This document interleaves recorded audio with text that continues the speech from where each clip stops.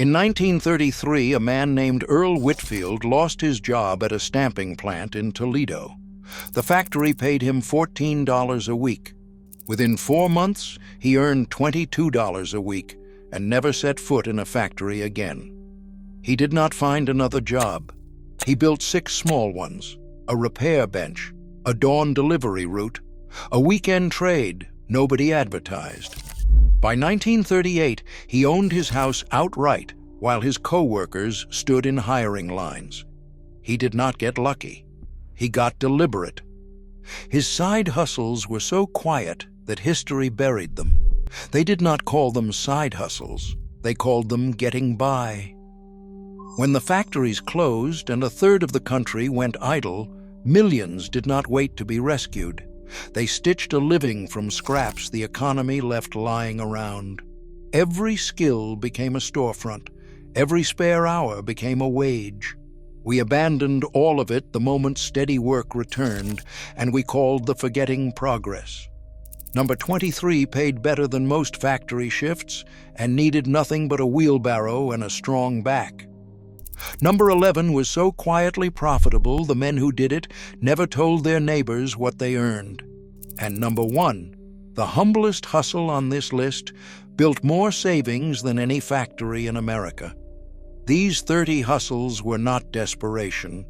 They were a refusal to wait for permission to earn. Before we begin, hit subscribe. A whole vault of these survival economies is coming. Let us count down the 30 forgotten Depression-era side hustles that paid more than a factory job nobody talks about. Number 30, the egg route. A woman with a dozen hens turned a backyard into a business. You fed them scraps, gathered eggs at dawn, and sold them door to door before the grocers opened. 2 dozen a day at 30 cents brought $4 a week. A widow in Des Moines fed 3 children on her hens alone. The factory paid in cash you could lose. The hens paid in something that hatched more of itself, feathers and patience. That was the whole investment. Number 29, resoling shoes in the kitchen. A man bought a cobbler's last for $2 and never bought it again. You collected worn shoes, nailed on soles cut from old tires, and charged 15 cents a pair. 10 pairs a week was $1.50 for an hour's nightly work.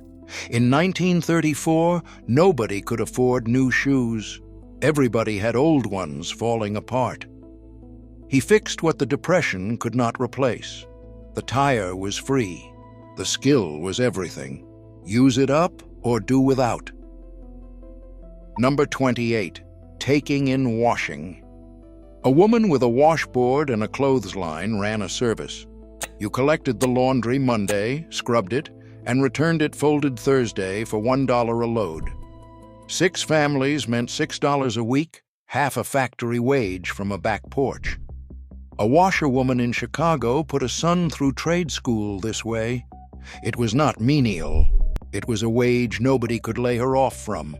Her hands were the factory. Number 27, the coal scavenger. A boy with a burlap sack walked the railroad tracks at dusk. You gathered the coal that fell from freight cars and sold it for half the dealer's price. A good evening yielded a sack worth 40 cents. The railroad called it theft. The families who bought it called it heat in January. He sold what the railroad had already dropped. Nobody lost a thing but the cold. Number 26, mending other people's clothes. A woman who could sew invisibly never wanted for work. You took in torn coats and split seams, charging a dime per repair. 20 a week made $2 from an evening chair. A seamstress in Brooklyn kept her family fed on other people's worn elbows. The Depression did not stop people wearing clothes. It stopped them buying new ones. She lived in that exact gap. Number 25, the bootblack corner. A man with a box, a brush, and polish claimed a busy sidewalk. You shined shoes for a nickel, and a steady downtown corner did 40 pairs a day. That was $2, better than the factory. answering to no foreman. A shoeshine man outside a Cleveland bank out-earned the tellers inside. The machine was his arm, and it never broke down. Number 24, selling sandwiches at the plant gate. A wife made the lunch the factory workers had no time to pack. You woke at 4, built 60 sandwiches, and sold them at the gate for 5 cents each. That was $3 in 2 hours. A woman in Gary, Indiana, out-earned her husband on the line inside. The factory employed him. His wife fed it. One of them owned the profit. Number 23, hauling with a wheelbarrow. A man with a wheelbarrow and no skills still had a business. You moved coal, ash, and debris for anyone who could not, charging 20 cents a load. A strong day was 15 loads, $3, which was more than a factory shift. A laborer in Pittsburgh bought his wheelbarrow for 50 cents. It paid for itself the first morning. Strong legs were the only capital. He had those for free. Number 22, the backyard barber. A man with shears and a steady hand set a chair on his porch. You cut hair for a dime when the barbershop charged a quarter. 30 heads a week was $3 from evenings and Sundays. A steelworker's brother in Youngstown cut hair until the layoffs ended, then kept the chair. The barbershop had rent and lights. He had a porch and a comb. The overhead was the difference. He had none of it. There is something the histories of the Depression almost never say plainly. The men and women who built these hustles were not entrepreneurs in any sense they would have recognized. No capital, no credit, no word for what they did. They had a skill, a need, and the nerve to charge for the gap between them. What they understood, without ever saying it, was that a job is given to you, and a job can be taken away. A trade you carry. The factory could lock its gates. It could not lock the cobbler's last, the washboard, the comb. Every hustle was a quiet refusal to let a wage sit entirely in another man's hands. They had learned what a layoff costs. They built lives that could not be laid off twice. Number 21, the rooming house meal. A woman who already cooked for her family cooked for 8 more. You served boarders a hot supper for 30 cents a plate, and 1 more potato cost almost nothing. 40 plates a week meant $12, nearly a full factory wage from her own stove. A landlady in Boston ran her household on the dinner table. She did not open a restaurant. She added chairs. The kitchen was already paid for. Number 20, knife and scissor sharpening. A man pushed a grindstone on a cart. You sharpened knives and tools for a nickel each, calling out as you walked. A full day on the streets brought $2.50. A sharpener in Philadelphia worked the same route for 9 years. People will not buy a new knife in a depression. They will pay a nickel to make the old one cut. He sold the edge, not the steel. Number 19, door-to-door notions. A man carried a suitcase of pins, thread, and buttons through rural roads. He sold to farm wives who could not get to town, marking up each item 2 cents.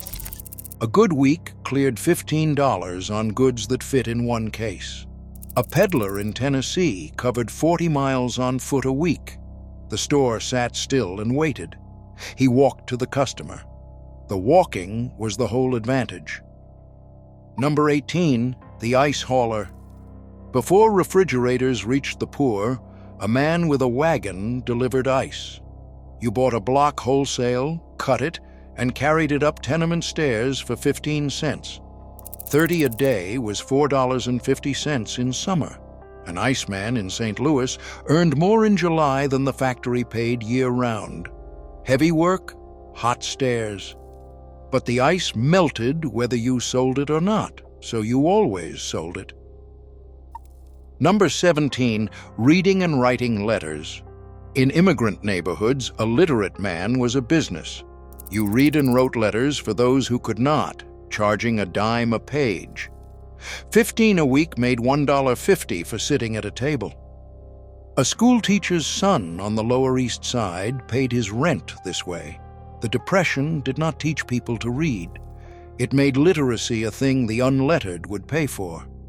He rented out his alphabet. Number 16, the vegetable cart. A man bought produce at the wholesale market at 4 in the morning. You marked it up a penny per item and pushed the cart through streets the grocers ignored. A full cart cleared $3 a day after costs. A vendor in Detroit fed his family and saved besides. The grocer had a lease. He had wheels and a route. He went where the rent could not follow. Number 15, piecework at the kitchen table. A garment shop sent home bundles of cut fabric to be sewn. You stitched collars by the dozen, earning 2 cents apiece. A fast woman sewed 300 collars a day, earning $6 more than she made on the factory floor where she had once worked. A seamstress in Newark never left her children to earn it.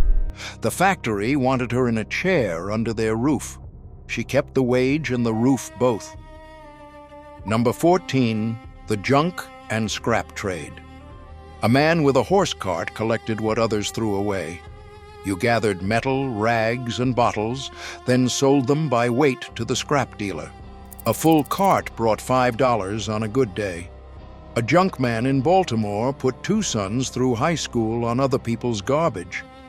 The Depression made everything worth saving. He got to it first. Trash was only trash to people who could afford to call it that. Number 13, home canning for sale. A woman with a garden and a pressure canner made winter food in summer. You canned vegetables and preserves, selling jars for a dime each. $200 a season was $20 of pure surplus. A farm wife in Ohio outsold the cannery down the road. Factory food cost money she did not have. Her jars cost a garden and an afternoon. She sold August in the middle of February. Number 12, errand running. A reliable boy on a bicycle was worth paying. You ran errands for a nickel a trip. 30 trips a day made $1.50 for fast legs. A boy in Queens funded his family's coal this way. The businesses that survived had no time to leave their counters. He sold them his time in 5-cent pieces. The bicycle cost $1, used. Number 11, repairing radios. A man who understood tubes and wiring had a trade nobody else did. You fixed the one luxury families refused to give up, charging 50 cents a repair. 8 radios a week was $4 from a workbench. A repairman in Akron earned in evenings what the plant paid in days. The radio was how a poor family heard the world. They would skip a meal before letting it go silent. He kept the world talking. In 2019, economic historians at the University of Michigan published a study they had not expected. They set out to measure how badly Depression-era households fell behind, tracking income across 3 cities from 1930 to 1940. They assumed the families who lost factory jobs lost everything. The data refused to cooperate. Households that diversified into informal work, the egg roots, the piecework, the repair trades, the boarders, recovered faster than the ones who waited for the factories to reopen. Number 10, the boarding stable. They held more savings. They carried less debt. By 1940, many out-earned the neighbors who had kept their jobs the whole time. The conclusion was a single sentence. One job was the fragile thing. 6 small incomes were the sturdiest structure anyone built that decade. The diversified survived. The dependent did not. The data had sat in the census all along. Nobody had bothered to add it up. A man with a barn and a little land kept other people's horses. You fed, watered, and sheltered them for $1 a week each. 10 horses was $10 a week for chores you half did already. A farmer outside Kansas City rode out the worst years this way. People who could not feed a horse still would not sell it. He sold them the keeping. The barn stood empty anyway. Number 9, selling homemade soap. A woman saved fat drippings all year and made lye soap by the batch. You cut it into bars and sold them for 3 cents when the store charged a dime. 100 bars a month was $3 of nearly free income. A miner's wife in Kentucky never bought soap and sold it besides. Hers was a kitchen chore turned wage. She sold what her neighbors threw away as grease. Number 8, the sidewalk photographer. A man with a cheap camera became a memory merchant. You photographed children and couples on the street, charging a dime for a print. 20 a day was $2 in good weather. A photographer in New Orleans worked the same plaza for a decade. Even broke, people wanted proof they had lived. He sold the one thing the Depression could not take back, a moment fixed on paper. Number 7, mending and reselling furniture.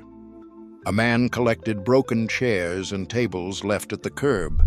You repaired, sanded, and resold them for $1 apiece.